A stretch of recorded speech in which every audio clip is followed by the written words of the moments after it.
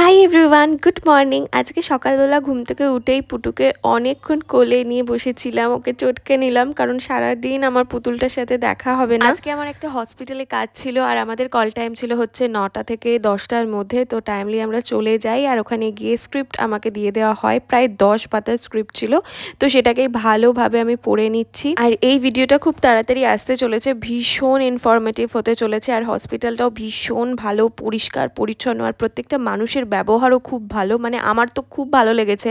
তারপরে দুপুরবেলা প্রায় 5 ঘন্টা শ্যুট করার পর তারপরে আমাদের লাঞ্চ দেওয়া হয়েছিল, মানে হসপিটাল থেকেই দেওয়া হয়েছিল। লাঞ্চটা করার পর আবার আমাদের শ্যুট হয়েছে, মানে ভাবো প্রায় 7.5 ঘন্টা আমরা ওই করেছি।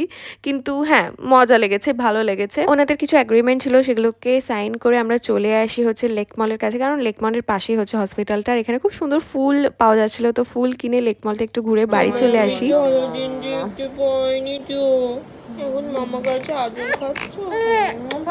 সারাদিনের ধকল কাটিয়ে নেওয়ার জন্য এই একটা ছোট্ট মানুষই যথেষ্ট আমার কাছে। তো চলো, টাটা।